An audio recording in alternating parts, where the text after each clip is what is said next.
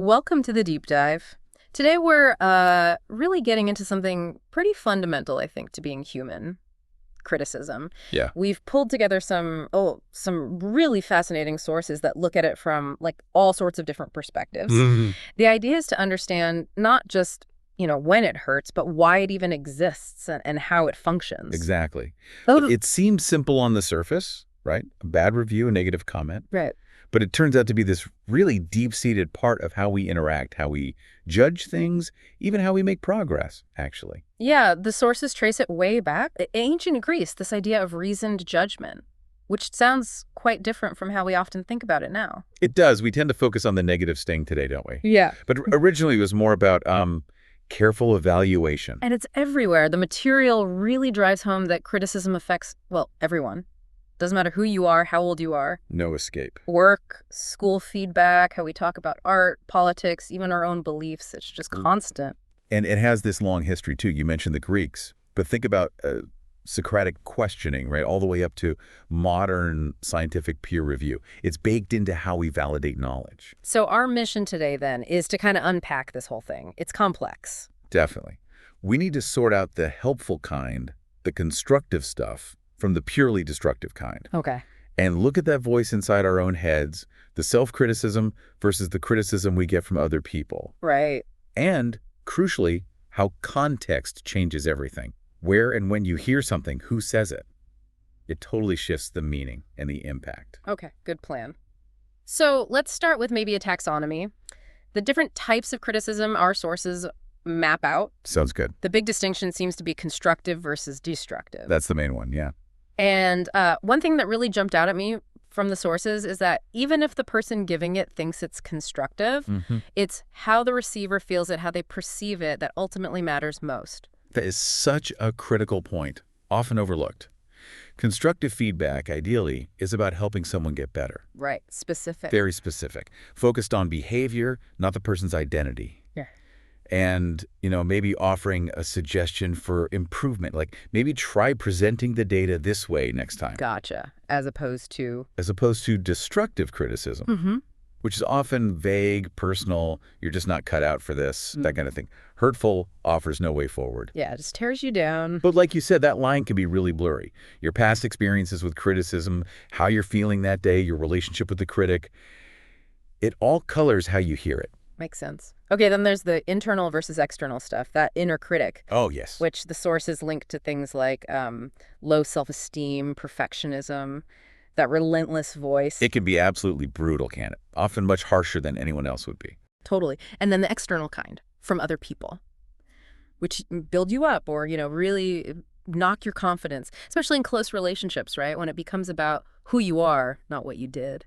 Exactly. Those character attacks are so damaging. And interestingly, the sources suggest, being kinder to ourselves, self-compassion, might actually be more effective for making changes than beating ourselves up constantly. Yeah, it's counterintuitive for some people, I think. It can be, but that inner critic often just echoes negative stuff we've heard before, maybe from childhood.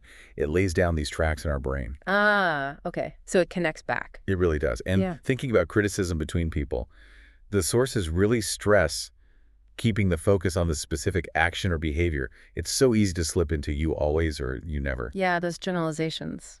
Fatal. Very. They shut down communication. Okay, so beyond constructive, destructive, and internal, external, the sources point out all the different arenas where criticism operates. It's effort. Performance reviews at work, obviously. Yeah. But also social critique, like examining society's norms and power structures. Critical theory fits in there. Exactly. That's a whole field dedicated to critiquing societal structures.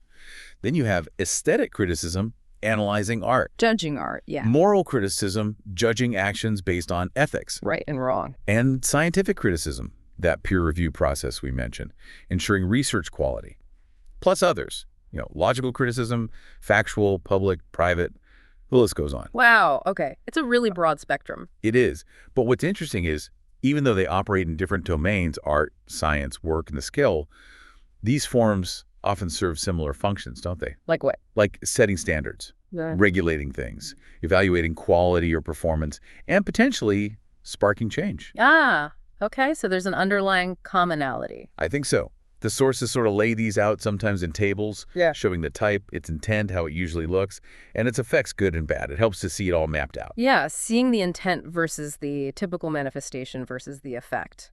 That's useful. Really shows the complexity. It really does. Underscores how layered this all is. Okay, so we have a clearer picture of the what. Let's dig into the why. The psychological drivers. Why do we criticize in the first place? Right. This is where it gets really juicy, I think. Uh-huh. The sources suggest it's a mix. Some of it is definitely learned, things we picked up growing up, observing others. Okay. Personality plays a role too. Someone lower on agreeableness, for example, might be more prone to criticize. Interesting. And of course, our emotional state. Yeah. If you're angry, frustrated, jealous, insecure, criticism can just sort of erupt. Yeah, like it's a symptom of something else going on internally. Exactly. The sources even mention it can sometimes be a really clumsy attempt to get something done. Like what? Like trying to get someone to change their behavior or communicate a need you have or set a boundary or even just get attention. Sometimes it's even a misguided attempt to help. Huh. That reframes it a bit. It's not always just malice. Not always. Sometimes it's just poor communication skills. Then there's the whole issue of the uninformed critic. Ah, yes. Criticizing something you don't actually understand. Precisely. Comes from ignorance, misunderstanding, maybe a lack of empathy, judging a complex issue based on superficial knowledge. Right. And the sources say that kind of criticism often tells you more about the critic's limitations than the thing being criticized. Absolutely. Yeah. Which leads nicely into this idea of illusory superiority. The Dunning-Kruger effect. Right. I've heard of that. The less you know, the more you think you know. Basically, yeah. People with low competence in an area tend to overestimate their ability. And because they overestimate, they feel confident criticizing others even when their criticism is, well, baseless. Why? What's the mechanism? The theory suggests they lack the metacognitive skill, the ability to think about their own thinking, to recognize their own incompetence. They don't know what they don't know. Okay. Now, it's fair to say there's some debate around Dunning-Kruger. Some scientists think it might be partly a statistical thing or maybe an oversimplification. Okay, so it's not settled science. There's discussion. But the core insight remains relevant. Sometimes, really confident criticism comes from a place of profound ignorance. Gotcha. And what else on the psychological front? Defense mechanisms. Yes, classic stuff. Projection is a big one. Seeing your own flaws or unacceptable impulses in someone else and criticizing them for it. So you criticize someone for being lazy because you're worried about your own laziness. Kind of like that, yeah. Insecurity and low self-esteem can also fuel it, putting others down to feel a bit better about yourself. A temporary ego boost. Exactly. And even a desire for power or dominance. Some people criticize as a way to assert themselves in a social hierarchy. It's linked to things like social dominance orientation in psychology. Wow. So criticism can be a way to deflect from our own stuff, basically. That's a really good way to put it. Understanding these drivers. It doesn't excuse destructive criticism, obviously. But it can help us maybe react less defensively when we receive it and maybe examine our own motives when we dish it out. Okay, that makes sense. Let's shift gears a bit.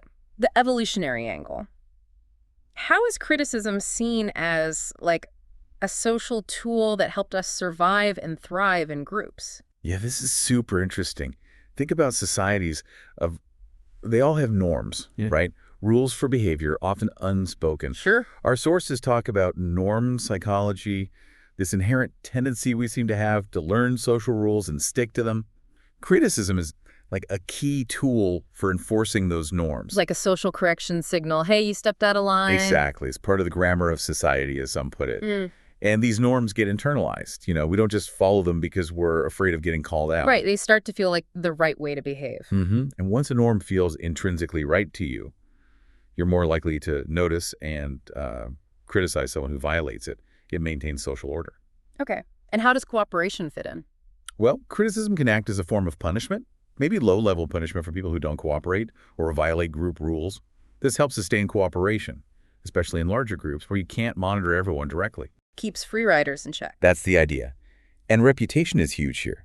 We manage our reputations partly by avoiding behavior that attracts criticism or negative gossip. The fear of social disapproval is a powerful motivator. Makes sense. The sources mention cultural group selection here too. Like, groups with better norm enforcement, including criticism, might have outcompeted other groups. That's one theory, yeah. The idea that our norm psychology and our cooperative behaviors sort of co-evolved, Hmm. groups that figured out how to work together effectively, partly through enforcing norms, had an edge. Hmm. But Yeah. it's complex. How so? Well, the whole concept of punishment and cooperation is debated. And you even get things like antisocial punishment, where people might punish others even if those others are cooperating, maybe out of spite or something. So it's not always straightforwardly beneficial. Okay. But the core evolutionary idea is that criticism helps regulate social behavior for group living. I think that's a fair summary. Yeah. It helps us navigate these complex social world. It also ties into hierarchy and dominance. Criticism can be used to shore up social ranks. Mm-hmm. Dominant individuals or groups might use it to enforce norms that maintain their position. Right. Keep people in their place, so to speak. But it can also be used to challenge hierarchies. Think about social movements critiquing the status quo. There's even a term, norm critic, for critically examining and challenging dominant norms. Ah, interesting. And gossip. Where does that fit in the evolutionary picture? Gossip seems like idle chat, but the sources suggest it might have evolved from things like social grooming in primates, a way to bond, but also, crucially, to exchange information about others who aren't present. Social intelligence gathering. Exactly. Yeah. Who's trustworthy, who's cheating the system, who's reliable. Gossip helps track reputations and subtly enforced norms. It's like a form of indirect, low-cost criticism. Keeps people on their toes. It can. But again, there's that tension. Gossip and criticism can enforce norms that are good for the group, but they can also enforce harmful norms, prejudices, and maintain unfair systems. The tool itself is neutral. It depends how it's used. Okay, so we've looked at the why psychological and evolutionary roots.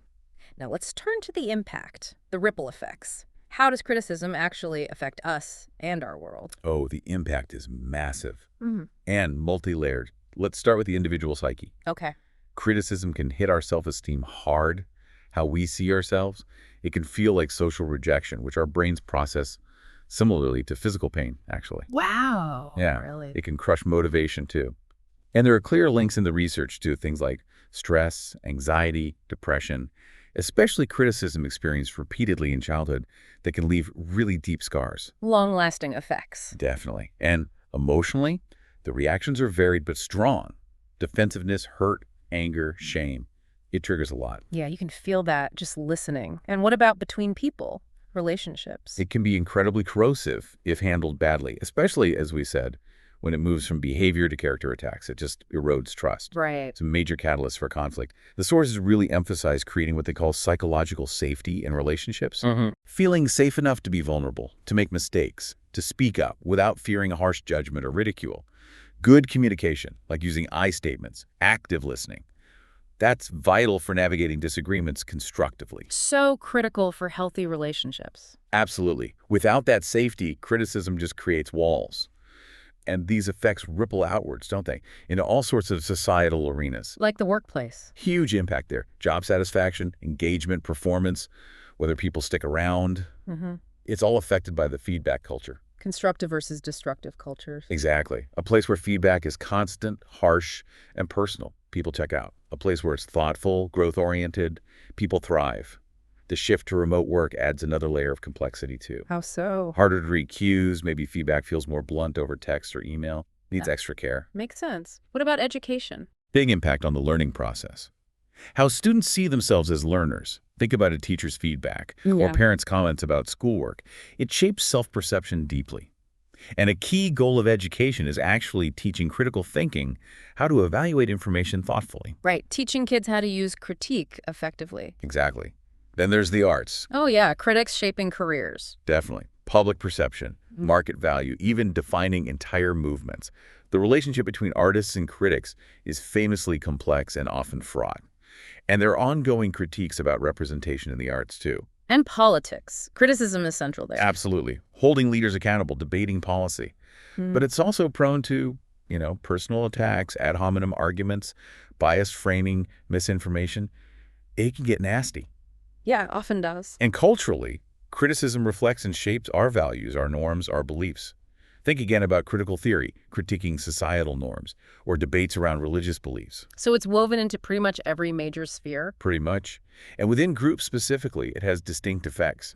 Like conformity pressure. Yeah, the fear of being criticized, even if it's unspoken, pushes people to conform to group norms. That can be good for cohesion sometimes, But it can also shut down valuable dissent or new ideas. Just knowing the norm can feel like an implicit criticism if you deviate. Right. And the overall group climate. Heavily influenced by how criticism is handled. If there's trust, even cohesive groups can handle constructive disagreement. But constant negativity poisons the atmosphere. It's also a major source of conflict within groups, obviously. Needs careful management. Definitely. And that leads to the danger of groupthink. Where everyone agrees to avoid conflict. Exactly. In really cohesive groups with strong conformity pressures, people might hold back criticism just to keep the peace, which can lead to terrible decisions because potential problems aren't aired. Encouraging diverse viewpoints is the antidote there. Okay. And finally, under impacts the cultural lens. You touched on this. Yeah, it's crucial. Norms about directness versus indirectness, politeness, saving face, they vary hugely across cultures. What's normal feedback in Germany might feel incredibly rude in Japan, for example. Precisely. Individualistic cultures might be more direct than collectivistic ones. Some cultures are tighter, have stricter norms, and less tolerance for deviation, while others are looser. You absolutely have to be culturally aware when giving or receiving criticism across cultures. Okay, wow. That's a huge range of impacts. Let's maybe shift to the more philosophical side now. The history of critique, logic, that sort of thing. Right. So as we hinted at earlier, critique has deep philosophical roots.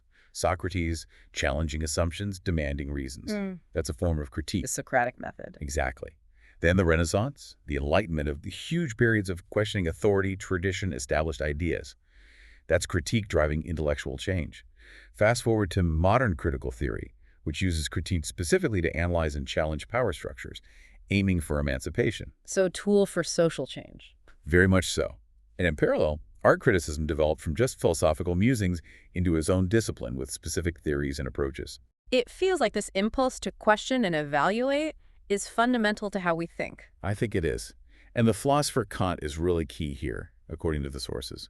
His critical philosophy. The critiques, pure reason, practical reason. Right. Critique of pure reason looked at the limits of our understanding.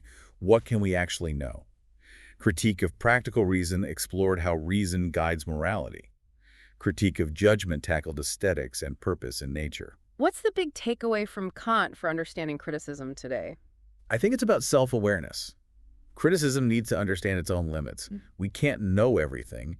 Our reasoning has boundaries. So good criticism is humble, avoids overreaching, and is aware of its own potential biases and limitations. Don't claim more certainty than you have justification for. Exactly, which ties into logic and arguments. How so? Well, criticism is essentially an argument, right? You have premises leading to a conclusion. We need to assess, are the premises true? Is the reasoning valid? Deductive, inductive reasoning. Right.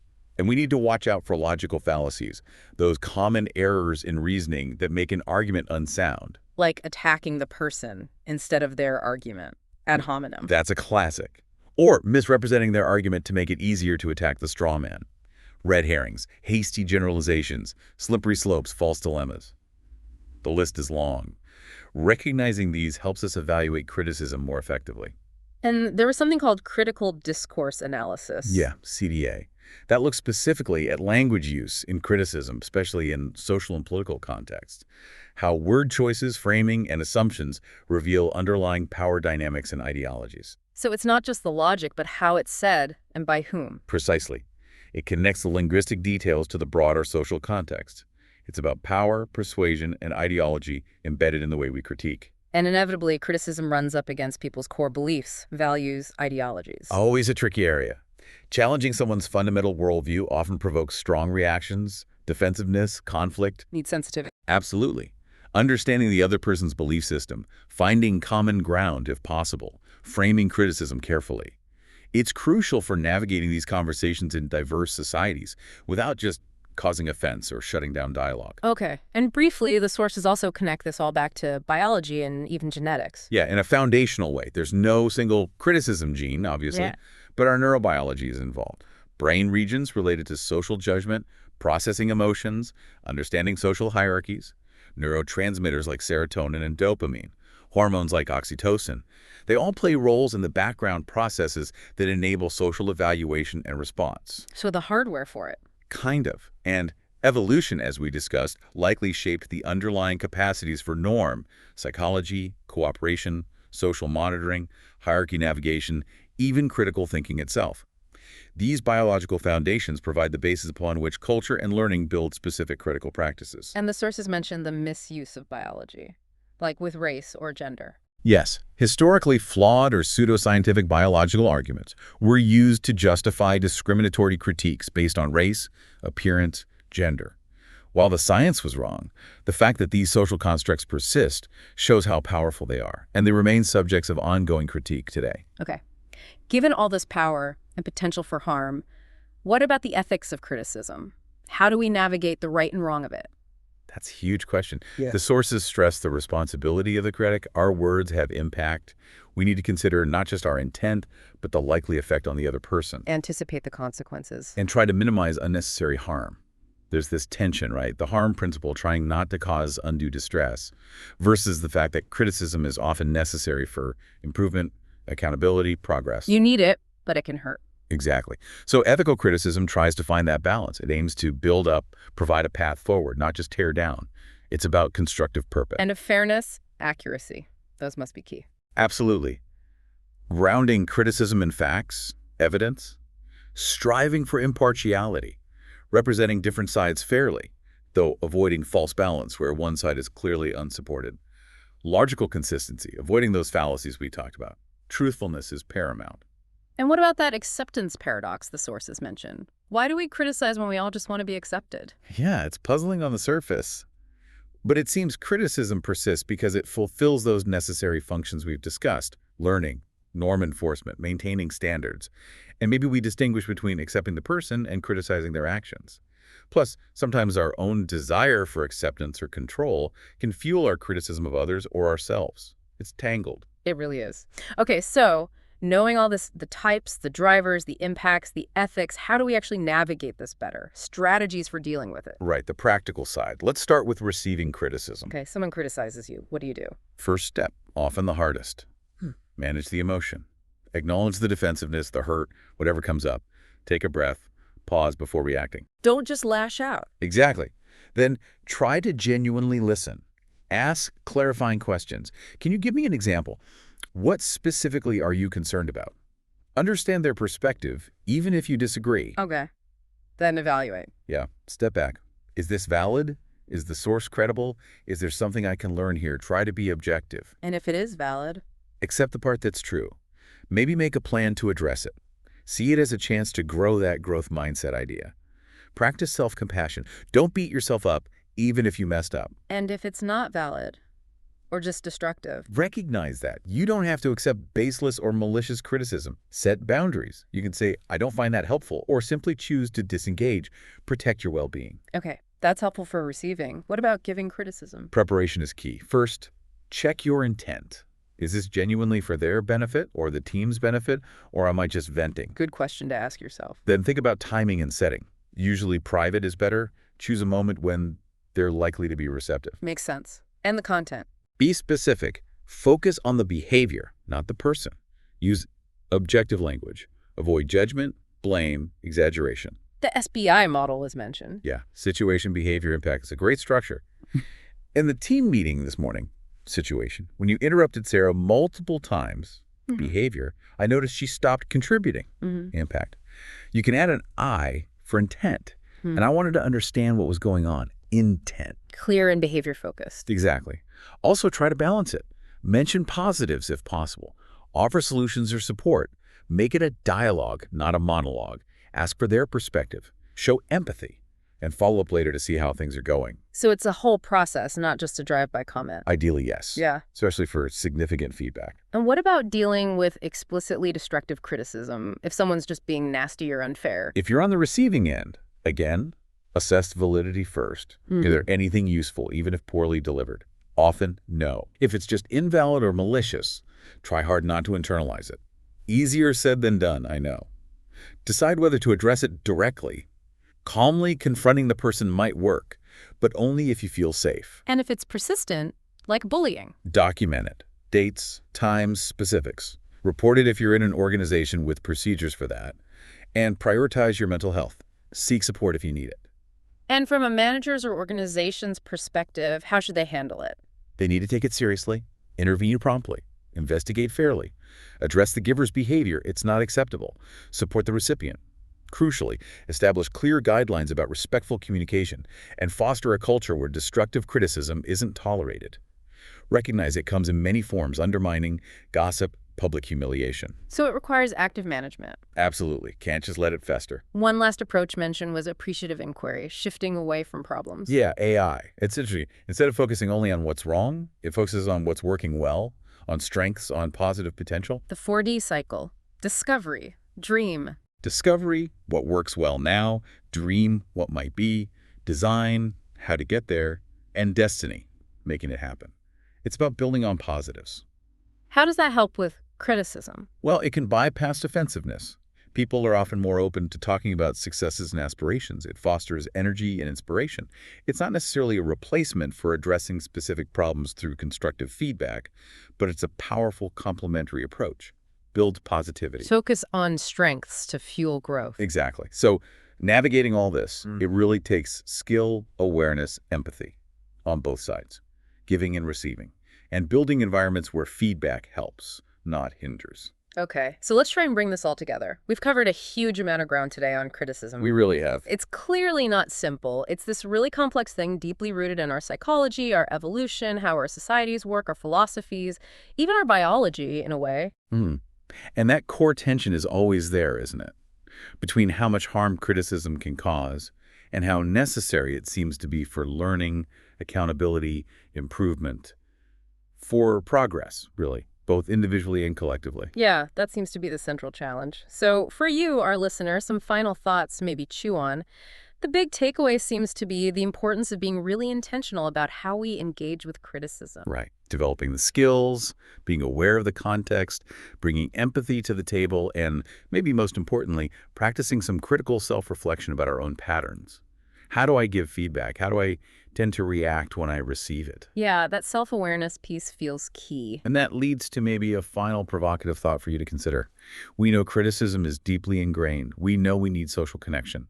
So how can we consciously, deliberately build environments in our relationships, workplaces, communities, even inside ourselves, where evaluation actually fosters growth and understanding instead of sparking division and defensiveness? That's the big question. And maybe more personally, what's one small shift you could make in how you communicate, give feedback, or maybe receive it, that you think could have the biggest positive ripple effect? This is DigitView.